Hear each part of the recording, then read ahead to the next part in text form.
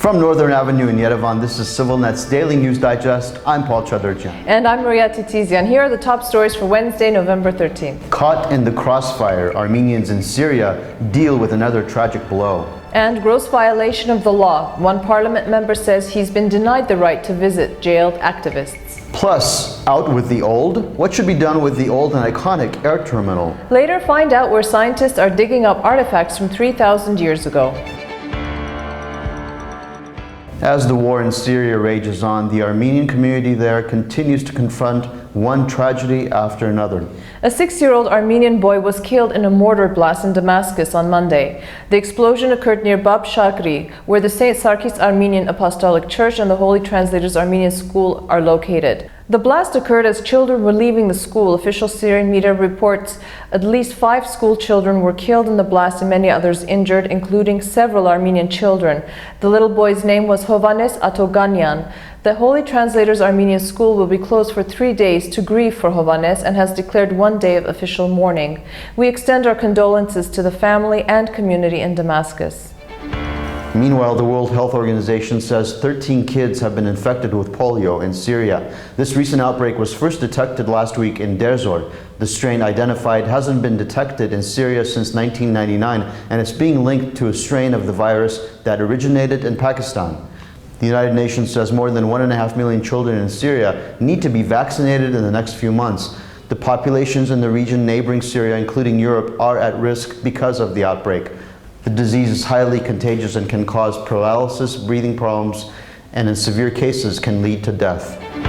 The National Assembly has elected Ishkhan Zakarian as chair of the powerful control chamber once again. He was nominated by President Serge Sarkisian on Monday. 101 parliamentarians participated in the vote with 88 for and 13 against. Opposition parties, the Armenian National Congress and the ARF Tashnaksutyun, objected to the nomination and said that they would not vote, calling the process a farce. However, ANC members Nikol Pashinyan and Hrant Pakratian both decided to participate in the voting. 4 months ago, Zakarian was on the hot seat after causing a storm of controversy when he presented a report to Parliament which highlighted abuses in the handling of procurements by some government ministries. He was harshly criticized by President Serge Sarkisian at the time, who accused him of exceeding his legal powers. Armenia's parliament ratified visa facilitation and readmission agreements with the European Union on Monday. Under the agreement, Armenian citizens will face fewer hurdles to travel to the EU for short stays. Processing time for visas will be shorter, fees will be lowered, and requirements of certain documents will be simplified. This will also apply for multi-entry visas. As of January 10, 2013, Armenia lifted all visa requirements for EU citizens. Regarding the readmission agreement and on the basis of reciprocity, Armenia agrees to the rapid and effective procedures for the identification and safe and orderly return of citizens of Armenia residing without authorization in the EU. The agreements will become law when both sides have ratified it. Opposition parliamentarian Nikol Pashinyan said that over the weekend he was denied the right to see 14 anti-government protesters being held in Nubarashen prison. The men were arrested on November 5 after clashing with police at the Guy Fawkes or Anonymous rally led by Shant Harutyunyan. During a speech in the National Assembly, Pashinyan said this was a gross violation of the law that allows parliamentarians unlimited access to individuals accused or convicted of a crime and demanded an explanation from the Minister of Justice. The Speaker of Parliament, Hovik Abrahamyan, promised to investigate the matter. Prior to Harutyunyan being officially charged with, quote, dangerous violence against state officials, Pashinyan had met with him and the others. He had said that Harutyunyan alleged that Vladimir Kasparyan, the chief of police, had beat him up while in custody, something which Kasparyan vehemently denied. An update now on a bill introduced in the National Assembly which proposes to raise the salaries of state officials, including the President, Prime Minister, parliamentarians, judges, and others. On Monday, Armenia's parliament voted 69 to 31 with 6 abstentions in favor of raising those salaries. Supporters of the bill said that this move will have a positive impact as it will potentially reduce government corruption and make government positions more competitive. Opposition forces in parliament had called this measure immoral, taking into consideration that over 30% of the country's population lives below the poverty line. Armenia's Medzamor nuclear power plant is back online. Medzamor began producing electricity once again on November 10 after a 54-day shutdown for repair, refueling, maintenance, and improvement of security measures. The ensuing shortage of electricity was compensated for by a swap of supplies from Iran. Medzamor provides 40% of the country's electricity. It was built in the 1970s and is located about 30 kilometers west of Yerevan. It was shut down after the 1988 earthquake and reactivated in 1995. How do movements develop and transform beyond the square? What impact do they have on political, economic, and social developments? These are only some of the questions that Dr. Armenia Ishkhanian addresses in her recent study, Reclaiming Democracy in the Square, Interpreting the Movements of 2011 to 2012. This week, Maria spoke with Dr. Ishkhanian about developing movements, their demands and aspirations for democracy, rule of law, and social justice, and their future role and impact in Armenia. Why are all of these movements happening at the same time? And are there shared demands? Are they making similar claims? And also, is there a generational aspect? Because in the media, we often hear about the lost generation or the precarious generation. So what we wanted to see was in different locations, what's going on.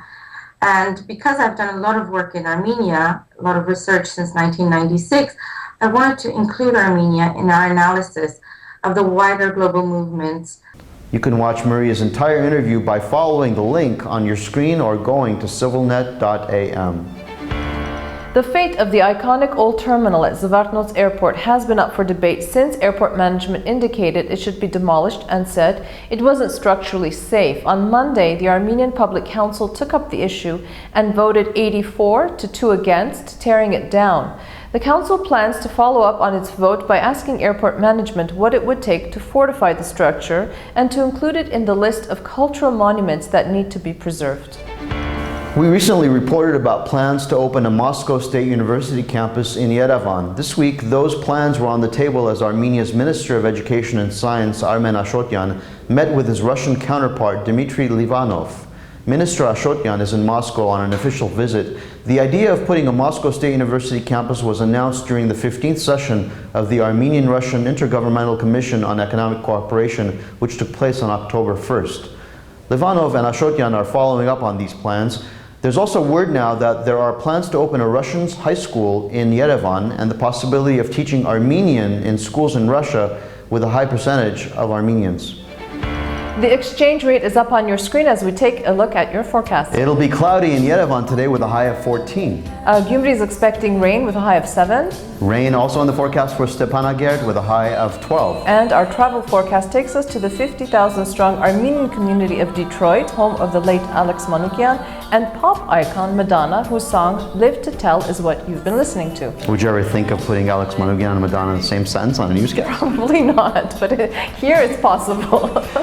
Excavation at Medzamor and Zorats Karer has revealed a site dating back to the first millennium BC. Dr. Ashot Pilibosyan, Deputy Director of the Service for the Protection of Historical Environment and Cultural Museum Reservations, said that the site was discovered thanks to an Armenian-Polish expedition of archaeologists. Dr. Pilibosyan said that they have excavated only a part of the site so far. He also said that excavations had not been conducted in Medzamor since 2006. Medzamor is a town in the Armavir Mars of Armenia and the site of Medzamor Castle, which was populated since the 5th millennium BC. Excavations of the tombs of Medzamor Castle began in 1965. It is noted for its observatory and temple complexes consisting of 7 sanctuaries. Near the site is a Neolithic stone circle or Zorats Karer dating to about 5000 BC. That is our digest for this Wednesday. See you tomorrow.